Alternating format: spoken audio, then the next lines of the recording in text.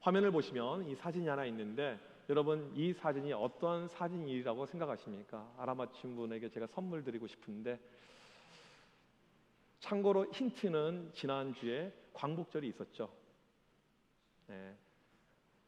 이 조선을 일제시대 때 감독하고 총독했던 일본에서 파송한 9명의 총독의 이 얼굴들입니다. 제가 이 9명의 총독의 모습을 쭉 여러 가지 역사 사료를 통해서 좀 살펴보았어요. 어떠한 총독이 우리 민족에 좀 도움이 되었는가, 어떠한 총독이 조금 나은 총독이었고 우리 백성들을 잘 보살펴 줬는가, 이렇게 1대부터 이 9대, 10대까지 쭉 봤는데 어떤 총독이 제일 좋았는 줄 아십니까? 몇 대? 한 명도 좋은 인간이 없어요. 다 나쁜 놈들이에요. 어떠한 사료에도 어떠한 기록에도 이 총독이 좋았다라는 것은 하나도 없더라고요. 이게 당연하죠. 식민 지배를 받는 입장에서 이 우리를 지배하기 위해 온 이 총독은 좋을 리가 없습니다. 나쁜 인간들이죠. 저 9명의 이 총독 가운데 한 명은 해군 출신이고 나머지는 다 육군 출신 이 대장들입니다. 아주 이 군인들, 그래서 아주 포악하고 악랄하기로 유명했던 이런 총독들이죠. 로마가 이 유대를 이제 지배해서 총독을 파송을 하게 되는데 AD 70년에 예루살렘이 멸망하기 전까지, 이 유대가 멸망하기 전까지 이 로마가 14명의 총독을 보냅니다. 총독들 가운데 이제 여러 가지 스타일이 있죠. 지난주까지 우리가 살펴본 이 벨릭스, 행복이란 뜻의 이 총독, 정말 사악한 탐관오리, 나쁜 총독이었죠. 근데 이 사람의 이제 총독의 임기가 끝나요. 8년 모든 총독의 임기가 끝나게 되고 새로운 총독이 부임을 하게 됩니다. 14명의 총독 가운데 12번째 총독으로 오늘 본문에 베스도가 등장하는데, 오늘 말씀 이 전반부는 이 총독이 과연 어떠한 총독이었는지 말씀을 통해서 한번 살펴보려고 합니다. 오늘 1절 말씀 같이 한번 읽어보도록 하겠습니다. 시작. 베스도가 부임한 지 3일 후에 가이사랴에서 예루살렘으로 올라가니. 베스도가 부임했다고 나오죠. 3일이 지났습니다. 근데 이 3일이 어떤 3일이냐면요, 이 로마에서 가이사르까지 배 타고 온 것이 첫째 날이고요. 그 다음날 하루 쉬고 그 다음날 바로 움직인 거예요. 그러니까 하루만 쉬고 바로 갔다. 저 가이사라에서 예루살렘까지가 가까운 거리가 아니고 104km인데 올라갔다. 우리가 볼 때는 내려간 것 같잖아요. 근데 왜 올라갔다라고 성경에 쓰여져 있냐면 가이사라보다 예루살렘이 지대가 높아요. 그러니까 위로 올라가는 것이죠. 그렇게 올라갔다라고 이야기합니다. 지금 이 베스도는 상당히 피곤한 상태예요. 이 로마에서 가이사라까지 오는 것이 2000km가 넘습니다. 배를 타고 10시간, 아니 열흘이 넘게 이 배를 타고 온 거예요. 그런데 기껏 하루 쉬고 바로 움직이고 있는 그 모습을 보고 있습니다. 무엇을 알 수가 있을까요? 이 베스도는 성실한 사람이었다, 이것을 알 수가 있습니다. 이 가이사라에 도착하게 되면 보통은 이 사람들이 연회를 베풀어지면 참석하고 그 다음에 먹고 마시고 즐기고 사람들과 인사하고 뭐 파티도 하고 그렇게 며칠 보내고 업무를 시작하는 것이 일반적인 모습인데, 이 사람은 하루만 쉬고 바로 예루살렘으로 가요. 104km를 갑니다. 거기 간 이유가 무엇입니까? 가보게 되면 유대 사회 지도자들이 있습니다. 대제사장이 있고 그 다음에 산헤드린 공의 장로 그룹이 있어요. 유대 사회를 실질적으로 움직이고 있는 이들과 상견례를 하고 빨리 이 사람들과 친해지고 알아가는 것이 중요하니까 하루라도 빨리 지금 이 예루살렘에 간 것을 알 수가 있습니다. 그만큼 성실한 사람이 이 베스도였다는 것입니다. 예루살렘의 이 지도자들을 만나게 됩니다. 이 지도자들이 신임 총독 베스도를 보자마자 2절에 이렇게 이야기를 합니다. 같이 한번 읽겠습니다. 시작. 대제사장들과 유대인 중 높은 사람들이 바울을 고소할세. 이들은 마치 기다렸다는 듯이 이 바울을 바로 고소하고 있습니다. 전임 총독 이 벨릭스가 바울에 대해서 판결 유보를 해놓은 상태이고 이 사람은 지금 감옥에 구금이 되어져 있는데 이렇게 이야기하는 가운데 우리가 다시 재판을 해야 됩니다. 그래서 가이사라 감옥에서 데리고 나와서 우리가 있는 예루살렘으로 와서 다시 산헤드린 공회를 열어서 재판해야 됩니다라고 이야기를 하죠. 그 의도가 무엇입니까? 3절에 나와 있죠. 매복해서 올 때 바울을 죽이려고, 테러하려고 하는 것이 목적이었다고 합니다. 실은 이 신임 총독 같은 경우에는 아는 것이 하나도 없어요. 뭐 유대 땅을 얼마나 알겠습니까? 바울이 누군지 어떻게 알겠습니까? 아는 정보가 하나도 없는 이런 상태입니다. 신임 총독에게 중요한 것이 무엇입니까? 식민 지배를 하고 있는 그 피식민지 사람들과 좋은 관계를 유지하는 거예요. 특별히 그들의 리더 그룹과 좋은 관계를 유지해야 됩니다. 지금 대제사장, 이 장로들이 지금 어떻게 보면 합당한 요청을 하는 거예요. 바울이라는 나쁜 인간이 있는데 가이사라 감옥에서 우리 예루살렘으로 좀 데려와서 다시 한번 재판하면 좋겠습니다. 이것은요, 안 들어줄 이유가 전혀 없어요. 좋은 관계를 유지한 거에도 필요하지만 어려운 부탁이 아니거든요. 마땅히 당연히 들어줘야 될 부탁인데 오늘 말씀해 보게 되면 이 베스도가 정중하게 거절합니다. 만약에 당신들 재판하려면 정식으로 재판하세요. 가이사라에 가가지고 정식으로 고소하고 정식으로 재판하면 받아주겠습니다라고 이야기를 합니다.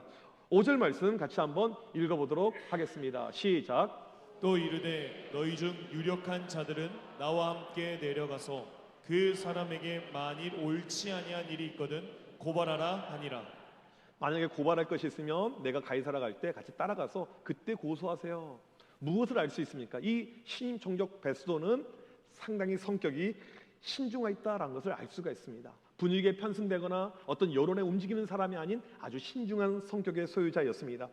뿐만 아니고 6절에 보게 되면 이 베스도가 예루살렘에 머문 시간이 나오는데 8일에서 10일 정도, 정확한 이 시점을 알 수가 없지만 대략 8일에서 10일 정도, 너무 짧은 시간이란 거죠.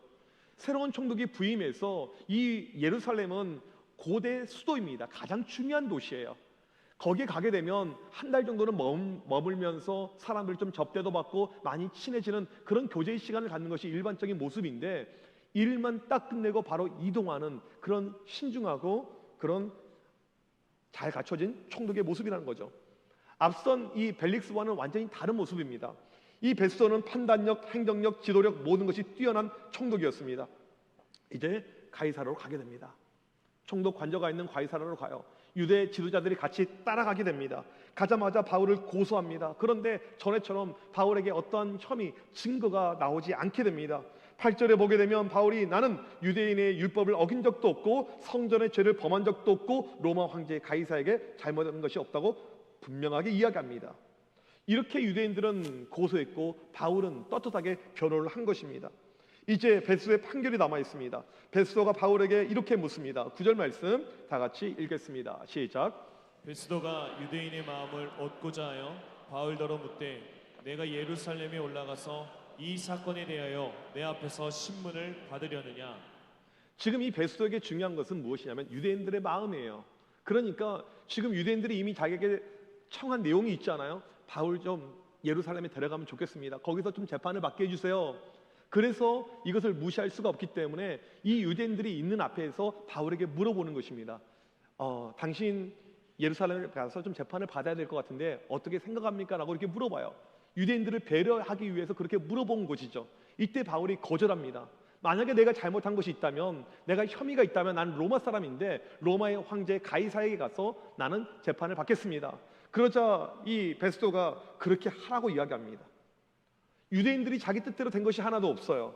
신임 총독 이 베스도를 보게 되면 매우 지혜로운 사람이었다, 매우 판결을 잘했다, 이것을 알 수가 있습니다. 이것이 오늘 본문의 스토리인데 이 본문의 스토리를 다시 한번 재검토하려고 합니다. 두 그룹의 행동에 초점을 맞춰서 본문을 다시 한번 재해석을 해보려고 합니다. 첫 번째 그룹은 누구냐면 바울을 고소하고 있는 유대 대제사장들과 사내들인 공의의 이 지도자들, 장로들입니다. 지금 이들은 2년 만에 총독을 대면하는 거예요. 지난 2년 전에 벨릭스 총독을 만났고 그 다음에 2년 사이 이제 시간이 지난 다음에 베스도를 이렇게 만나는 것입니다. 총독을 새로 만나자마자 그들이 꺼낸 이야기가 무엇입니까? 바울에 대한 이야기예요. 왜 그럴까요? 바울을 죽이기 위해서. 실은 전임 총독 때도 바울을 죽이고자 하는 마음밖에 없었고 신임 총독이 왔는데도 이들의 마음은 변하지 않는 것입니다. 유대 사회에서 이 대제사장들, 사내들인 공의의 지도자들, 이 사람들은요 종교 지도자들입니다. 종교적으로 가장 중요한 인물들이에요.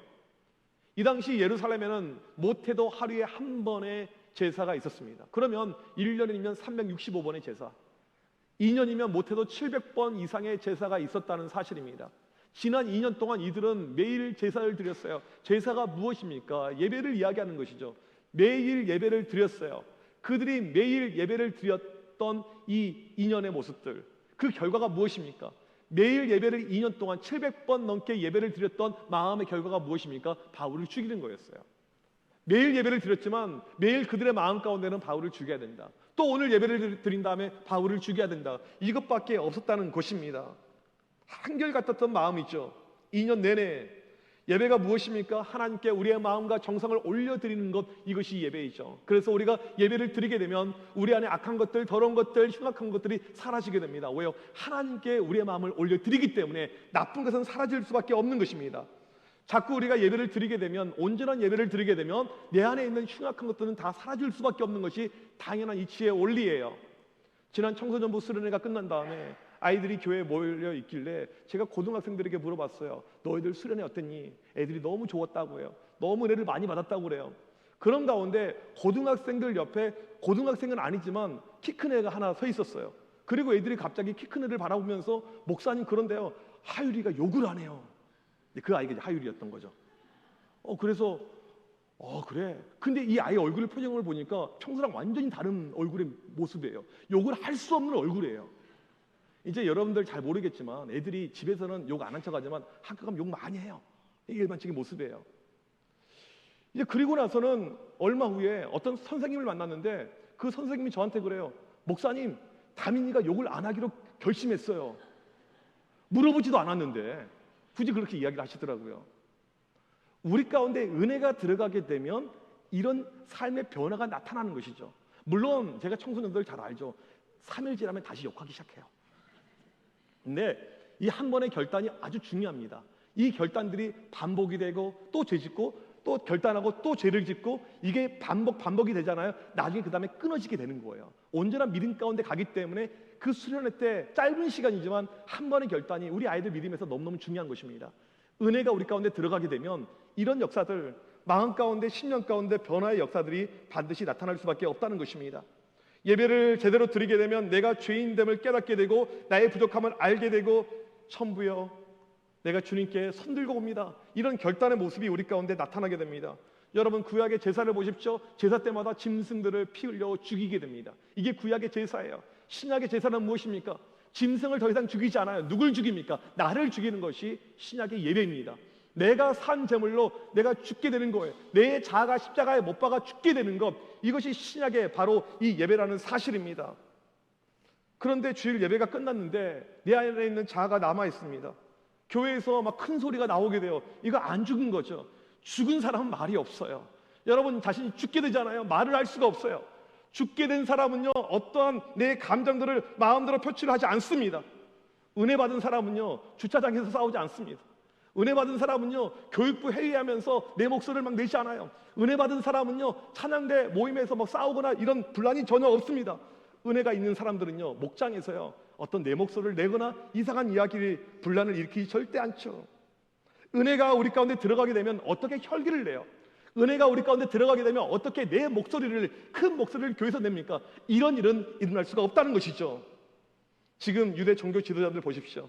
대제사장들, 이들은 매일 예배를 드렸어요. 매일 예배를 드렸습니다. 매일 예배를 드린 결론이 무엇입니까? 바울 죽이자 이거예요. 내 마음 가운데 살인에 대한 충동, 내 마음 가운데 사람을 죽이고자 하는 충동, 이것이 예배의 결론. 무엇을 이야기하고 있습니까? 이들은 온전한 예배자가 아니었다는 것입니다. 매주일 성전에 갔어요. 매일 성전에 있었습니다. 매일 피 흘려가면서 제사를 드렸어요. 하지만 이들은 하나님이 받으실 만한 한 번의 예배를 드린 적이 없습니다. 영과 진리로 하나님을 만나본 적이 없는 그런 예배자이었던 것을 알 수가 있습니다. 여러분 참된 예배자로 살고 있으면요, 반드시 삶의 변화가 나타나게 됩니다. 은혜를 받은 사람은요, 교회 예배 끝나면요, 얼굴 표정이 달라요. 은혜의 미소라는 것이 있어요. 은혜의 미소.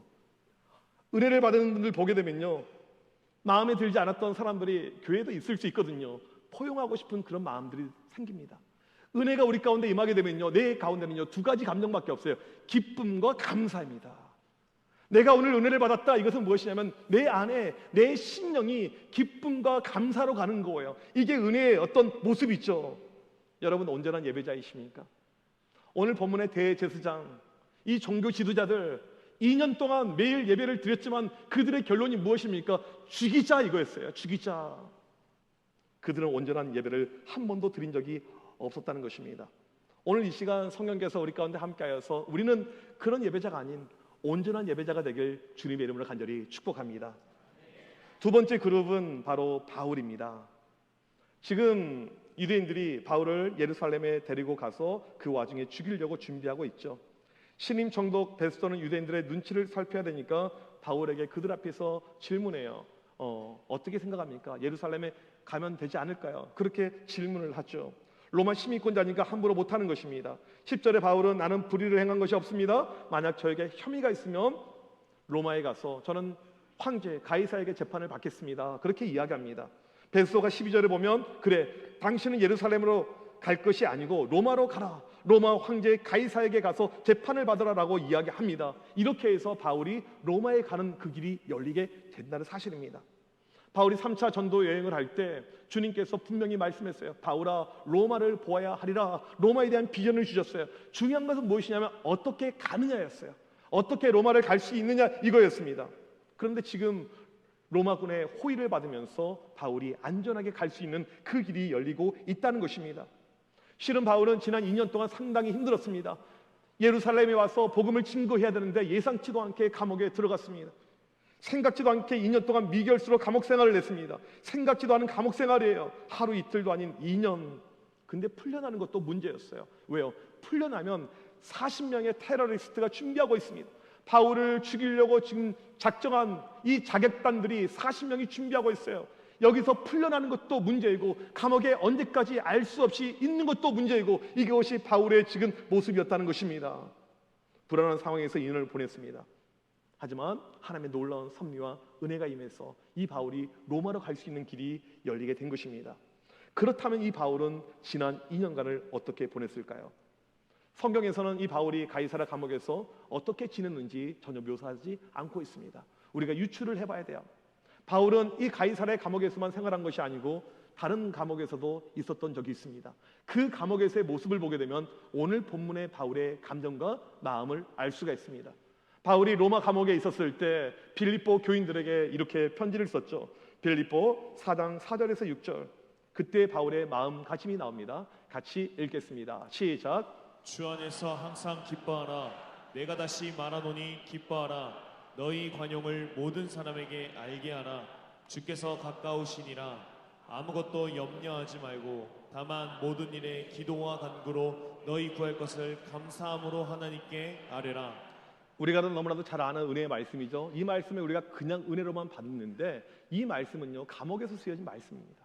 감옥에 있는 사람이 혐의도 없고 죄도 없는 사람이 감옥에 지금 무고하게 잡혀져 있어요. 그런데 뭐라고 이야기합니까? 기뻐하라. 그것도 항상 기뻐하라. 나는 지금 기쁩니다라는 거예요. 감옥에 있지만 기쁩니다. 당신들도 기뻐하세요. 염려하지 마세요. 기도하면 하나님께서 들어주십니다. 이게 바울의 감옥에 있었을 때 마음 상태입니다. 이 바울이 로마 감옥에서 쓴 또 다른 편지가 있습니다. 골로새서 3장 1절에서 3절 말씀 같이 한번 읽어보도록 하겠습니다. 시작. 그러므로 너희가 그리스도와 함께 다시 살리심을 받았으면 위의 것을 찾으라. 거기는 그리스도께서 하나님 우편에 앉아 계시느니라. 위의 것을 생각하고 땅의 것을 생각하지 말라. 이는 너희가 죽었고 너희 생명이 그리스도와 함께 하나님 안에 감추어졌음이라. 이 편지 역시 감옥에서 쓴 것입니다.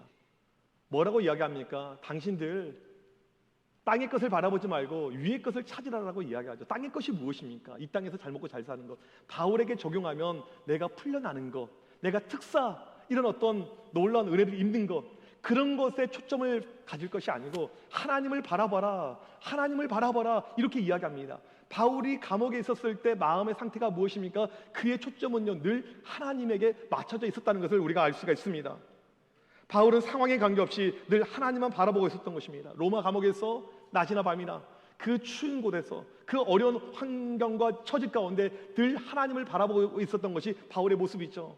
지금 이 가이사랴 감옥에서도 마찬가지예요. 지난 2년 동안 바울이 어떻게 보냈을까요? 언제 나를 꺼내줄까? 내가 언제 나갈 수가 있을까? 내 앞으로 목숨은 어떻게 될까? 염려와 근심의 모습이 아닌 지난 2년 동안 바울의 모습은 그 어려운 환경에서 하나님께 모든 초점을 다하고 있었던 것이 바울의 마음이었다는 것을 알 수가 있습니다. 함께 있는 제수들이 바울에게 늘 이야기했겠죠. 당신은 가망이 없어요. 당신은 딱 보니까 이 정치범인데 당신은 못 나갑니다. 다른 로마의 간수들이 와서 바울 너는 못 나갈 거야. 총독이 바뀌었는데도 못 나갈 거야. 그런 어떤 목소리가 들리는 것이 아니고 바울의 모든 신설은 하나님이었습니다. 그러한 그에게 어떤 일이 발생합니까? 로마로 가는 길이 열리게 되었다는 사실입니다. 여러분, 감옥에서 바울이 매 순간 하나님을 바라보는 것, 이것을 가리켜서 예배라고 하는 거예요. 바울이 비록 감옥에 있지만 매 순간 하나님을 바라봤던 그 모습, 이것이 바로 예배라는 것입니다. 예배는 우리가 주일날 이 교회당에 와서 드리는 것만이 예배가 아닌 내 삶의 환경과 처지 가운데 그것이 어떠한 모습이든지 거기서 하나님을 바라보고 있다면 그것이 바로 예배라는 사실입니다. 참된 예배는 내 시선과 초점이 하나님을 향해 있는 것입니다. 지금 바울을 보십시오. 상황이 너무 안 좋아요. 감옥입니다. 언제 벗어날지 모르는 감옥이에요. 살기가 어렵습니다. 하지만 그는 그곳에서 온전한 예배자로 살았습니다. 그러하기에 바울이 지난 2년 동안 불평과 원망과 그런 어떤 모습 가운데 살았습니까? 매 순간 고통과 절망이 아닌 하나님을 바라보는 모습이었어요.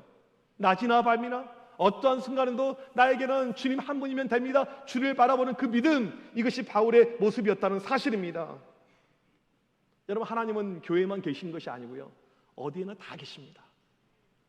우리는 이곳만 거룩한 것이고 밖은 거룩하지 않고, 이것은 잘못 알고 있는 거예요. 하나님은 어디나 계신 것이에요.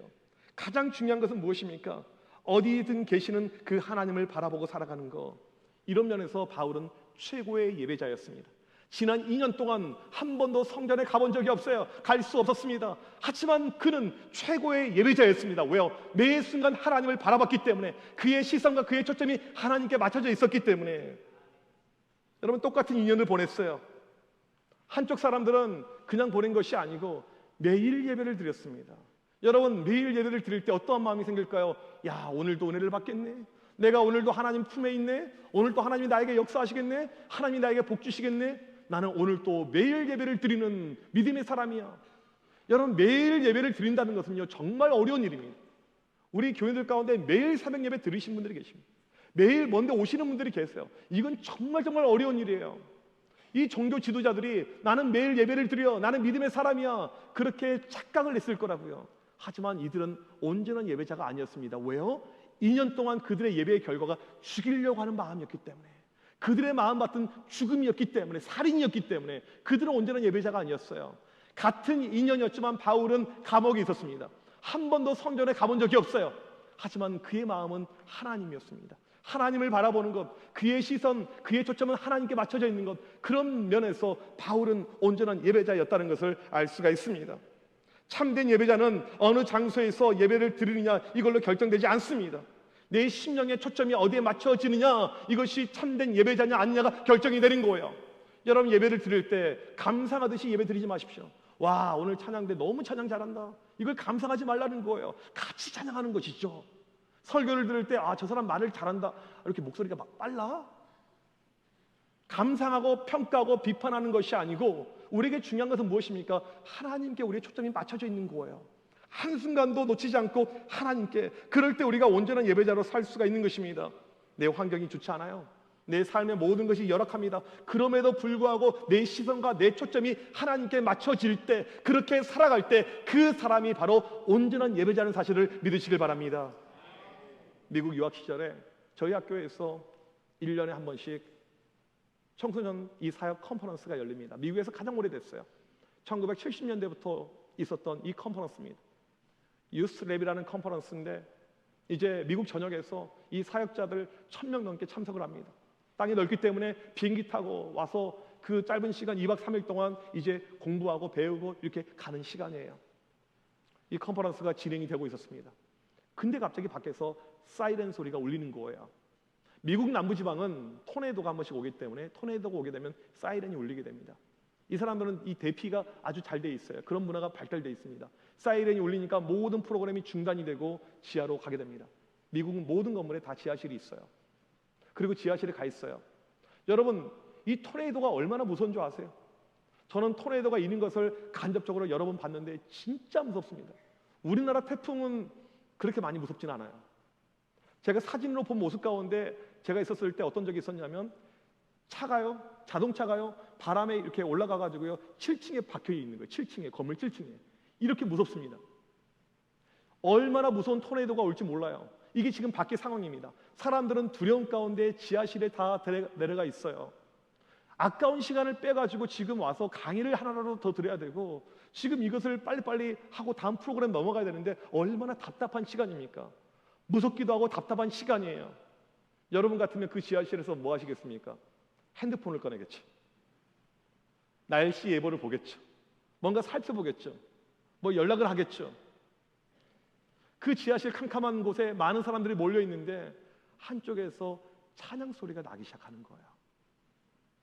악기도 없고 세션도 없고 그냥 몇 명에서 찬양을 불러요. 모두가 아는 그런 찬양이었습니다. 그 찬양의 소리가 옆으로 번져갑니다. 그리고 이게 콰이어가 된 거예요. 전체가 다 찬양을 하는 거예요. 악기 세션 아무것도 없이 그냥 거기에 있는 이 사람들이 찬양을 하는 거예요. 제가 들어본 찬양 가운데 가장 아름다운 찬양이었습니다.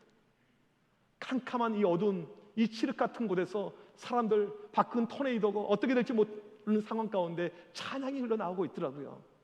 여러분, 이 그들이 왜 찬양했을까요? 지금 우리의 상황은 좋지 않지만 어렵지만 초점은 변하지 않고 있는 거예요. 우리가 좋은 강의를 듣지 못해도 하나님은 여기 계시고, 우리가 지금 좋은 예배당에서 예배를 드리지 못해도 하나님은 여기 계시고, 이들의 초점은 온전히 맞춰져 있었던 거예요. 이것이 바로 온전한 예배라는 사실입니다. 2년 동안 두 부류의 사람이 있었습니다.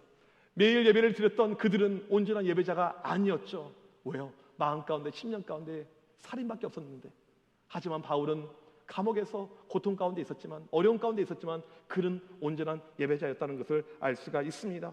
참된 예배자는요, 무엇을 바라보느냐에 의해서 결정이 되게 됩니다. 어떠한 순간에도 여러분들 하나님을 바라보시길 소망합니다. 힘들고 어려워도, 내 상황이 좋지 않아도 그 순간에 하나님을 바라보고 매일 매 순간 하나님을 바라보고 살아갈 때 그 사람이 바로 온전한 예배자가 되는 것입니다.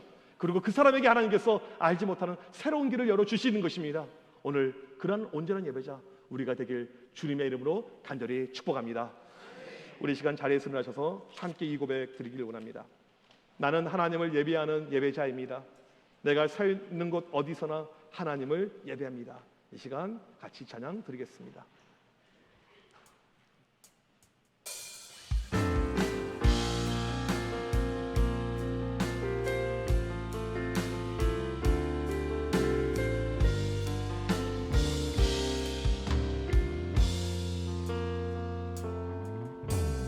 나는 하나님을 예배하는 예배자입니다.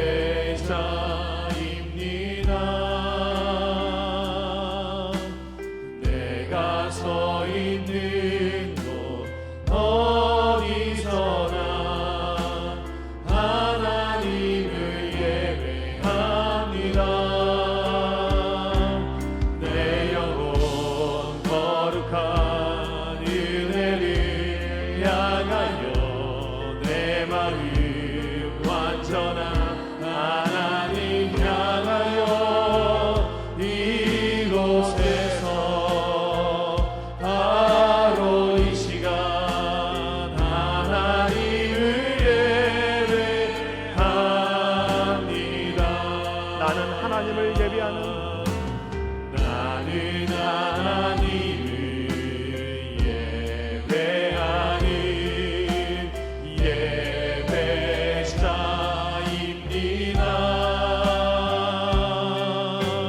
내가 서 있는 곳 어디서나 하나님을 예배합니다. 내 영혼 거룩한 은혜를 향하여 내 마음 완전한 하나님 향하여 이곳에서 바로 이 시간 하나님을 예배합니다. 내 영혼 거룩한 내 영혼 거룩한 은혜를 향하여 내 마음 완전한 하나님 향하여 이곳에서 바로 이 시간 하나님을 예배합니다. 모든 시선을 모든